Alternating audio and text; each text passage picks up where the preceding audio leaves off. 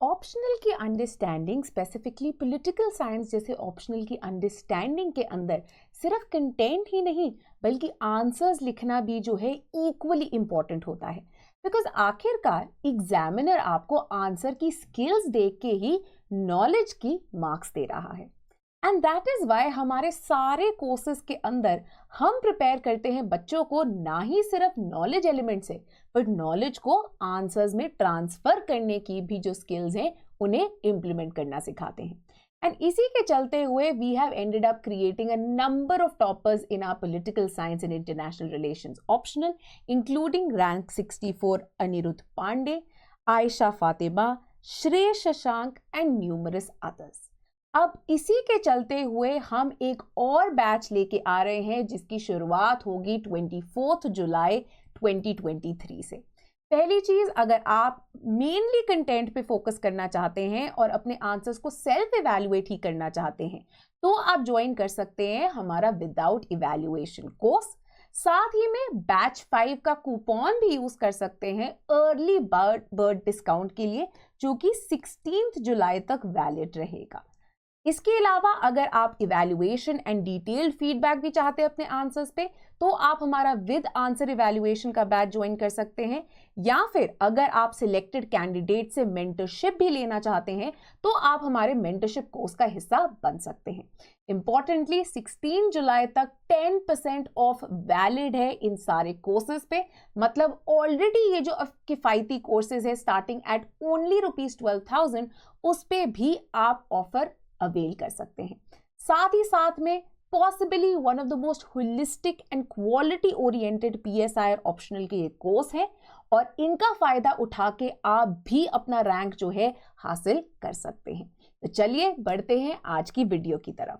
Now the first question, let's look at that. The question says cooperation in one functional area will have ramifications in other functional areas, comment.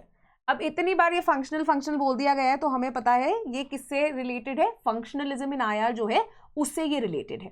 Now what are they saying? They are saying that in one of the functional areas, now there are multiple spheres of functioning in international relations when it comes to every state and the relations with other states.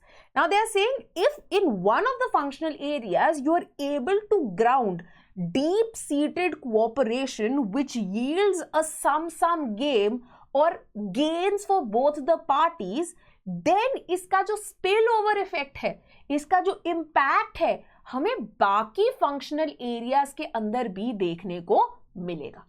Again functionalism के ऊपर PYQs भी आए हुए हैं, right? You had building piece by pieces,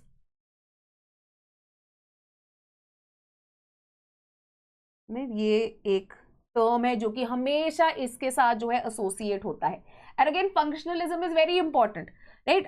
current news में से for example Indus water treaty रही थी इंडिया एंड पाकिस्तान के बीच में,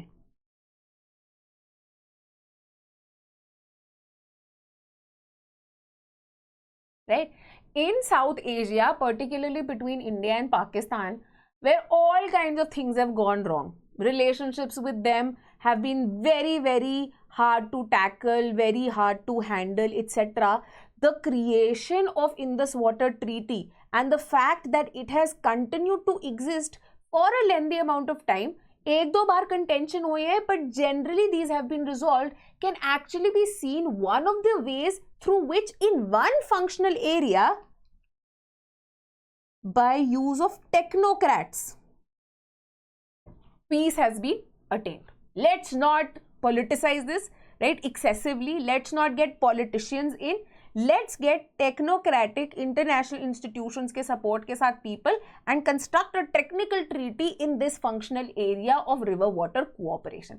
वो अलग बात है कि जितने हमने spillover effect से imagine किए थे शायद उतने हो नहीं पाए, but this can be a great example of functionalism as far as South Asia is concerned. ठीक है? Now the first things first, obviously what you should be doing is defining functionalism. कि functionalism आखिरकार होता क्या है, इसके main focus areas क्या है. Next up, very importantly, as the question itself has said, it is a statement describing the functionalism की approach in international relations. So in the body part you should be focusing on कि ये functionalism के main features क्या हैं. अगर ये बोला गया है कि cooperation एक functional area में spillover effects generate करेगी for other areas, how is this possible? How is functionalism making this possible?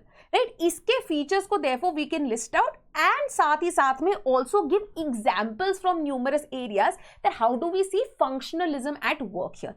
Right? After doing this obviously we can point out, हमेशा ही comment है तो अपनी हमने argument जो है describe कर दी, we can briefly present the other side of the picture as well, right, which can be given by giving a brief critical analysis before concluding again on a slightly more positive note that how functionalism continues to retain importance in today's day and age and किस तरह से future में भी इसके basis पे और examples हमें निकलते हुए international relations में global politics के अंदर दिख सकते हैं, right? तो this will be the way in which you should be approaching the question.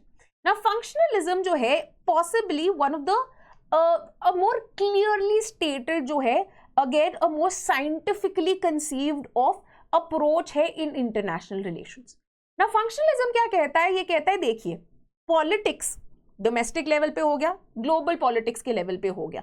Basically यहाँ पे क्या चल रहा है? Basically struggle चल रही है कि जो लोग हैं domestically मेरे citizens हो गए, globally pan across the world जो है मल्टीपल कंट्रीज हो गई, हमने इनकी जो कुछ जो डिमांड्स है, जो नीड्स है, जो रिक्वायरमेंट्स है, उनको हमने फुलफिल करने की कोशिश करनी है, right? People always need something and at the global level this often tends to happen that all countries cannot fulfill all their needs on their own despite whatever notions of self-reliance realism may give. It is not possible for all countries to perpetuate in this bubble of self-reliance for all things. So therefore इस starting point के साथ functionalism क्या कहता है? ये कहता है ठीक है मुद्दे रहेंगे बट आप किस पे कॉन्सेंट्रेट करो, उन एरियाज पे कॉन्सेंट्रेट करो जहां पे कोऑपरेशन पॉसिबल है एंड जहां पे cooperation across countries can lead to fulfilment of common needs, common interest, common demands of the countries. And इसके कारण क्या होगा? Relationships of interdependence, relationships of cooperation जो है पॉसिबल हो पाएंगी amongst the actors in global politics. Now, importantly, they said that one of the ways of devising the same is, as Richard Cobden said, again, an important phrase, an important line. Even if you forget Cobden's name, remember the line. The line says, keeping politicians out and bringing technicians in. Right? So, they said whenever politicians come in, na, things get complicated. Why? Because politicians ने आखिरकार elections जीतने हैं, right? तो मुद्दे बनाने हैं, मतलब जुमला. इंडिया में अभी हम बोलते हैं कि अरे एक और नया जुमला पकड़ लिया, उसके थ्रू जो है ये कैंपेन चला लेंगे, उसके थ्रू जो है they will be able to grab eyeballs and deflect from maybe the real issues. Sometimes बनी बनाई बात भी जो है पॉलिटिशियंस बिगाड़ सकते हैं इलेक्टोरल गेन्स के लिए. कई बार उनके पास एक्सपर्टीज भी नहीं होती है and all of these other criteria जो है come into play. So they say forget politicians, you bring the technicians in if you want to generate functional cooperation. Now how do you do this? International relations के अंदर David मित्रानी ने अब अपना functionalist approach जो है सामने रखा in the aftermath of the second world war. And यहां पे प्रोमिनेंट हो गया फंक्शनलिज्म का idea of building piece by pieces which was particularly applicable to Europe. है ना, दोनों ही first world war and second world war had ravaged Europe and they had generated also out of the conflicts, out of the rivalries in the European continent. तो अब Europe को stabilise करने के लिए इन्होंने क्या बोला कि इतनी पुरानी, इतनी डीप सीटेड जो एंटेगनिज्म है, इसको हम झटपट ऐसे नहीं हटा सकते. So let's try focusing on certain issue areas and maybe इसकी जो ramifications है वो हमें बाकी जगह including politics के स्फेयर में भी जो है, strategic स्फेयर में भी जो है, ये हमें निकल के आएंगे. राइट? अब हम शुरुआत जो है इनफैक्ट मार्शल प्लान से देख सकते हैं. ये यूएस ने मार्शल प्लान जो है शुरुआत की और बोला कि देखिए यूरोप को हमने रिकंस्ट्रक्ट करना है और ये मार्शल प्लान निकल के आएगा जिसके बेसिस पे जो है यूरोप की हम रिकंस्ट्रक्शन की बात करेंगे. इसे फर्दर एक इम्पेटस मिल गया ऑफ जनरेटिंग फंक्शनल कोऑपरेशन से via the treaty of Rome, जब हमारी जो यूरोप की यूरोपियन इकोनॉमिक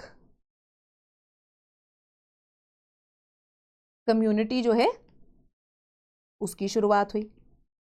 ठीक है, जो स्टील के अंदर, आयरन के अंदर, इनके ऊपर कोऑपरेशन जो है इवेंचुअली अदर इकोनॉमिक एरियाज में स्पिल ओवर हुई and eventually this spilled over into the larger political sphere also, leading to the creation of the European Union via the treaty of मैस्ट्रिच।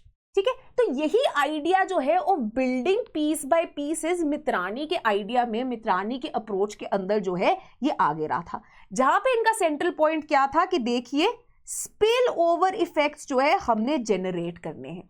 और इस स्पिल ओवर इफेक्ट्स कैसे generate होंगे? ये कहते हैं पहले आप जो है ना, कोई भी जो इश्यूज एग्जिस्ट करते हैं ग्लोबल पॉलिटिक्स में, वो मेनली दो तरह के इश्यूज होते हैं।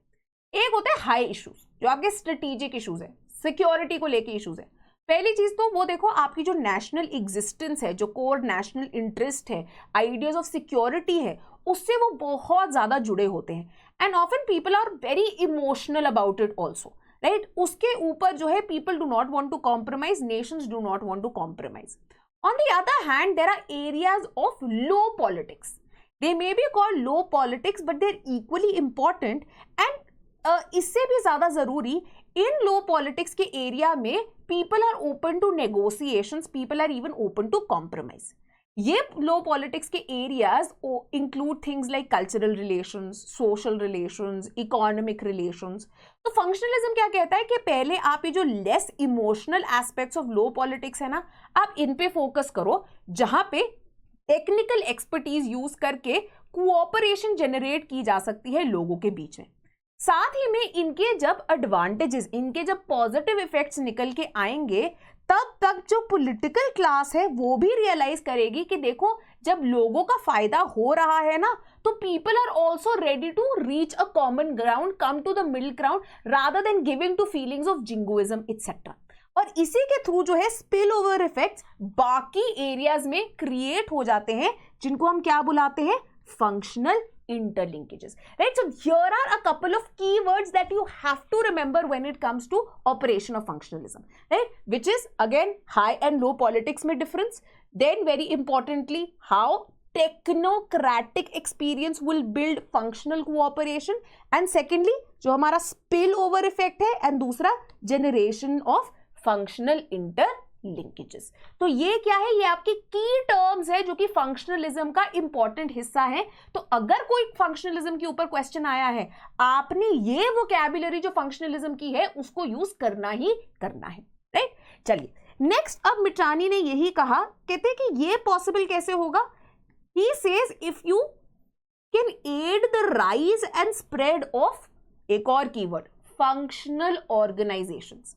एंड ये फंक्शनल ऑर्गेनाइजेशंस क्या है? ये बेसिकली स्पेशलाइज्ड इंटरनेशनल या फिर ग्लोबल ऑर्गेनाइजेशंस हो सकती हैं जो कि पर्टिकुलर इशू एरियाज पे फोकस कर रही हैं।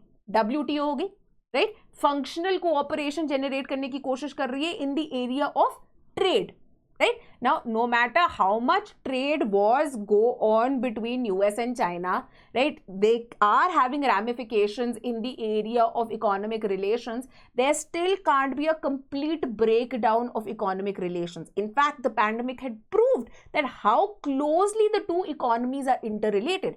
And very importantly, it has still at least curbed the breaking out of a war between these countries, right? Tensions do prevail. There are obviously shows of strength and shows of power, but why a third world war maybe has been prevented? Because of these specialized organizations जिन्होंने ऐसे functional interlinkages various countries के बीच में create कर दिए। ठीक है, तो ये कहते हैं ऐसी functional organizations जिनके पास expertise available है, specific areas के अंदर cooperation create कर सकती है। Now, in the longer run, another version of functionalism, a more updated version of functionalism जो है, इसको भी आगे रखा गया था।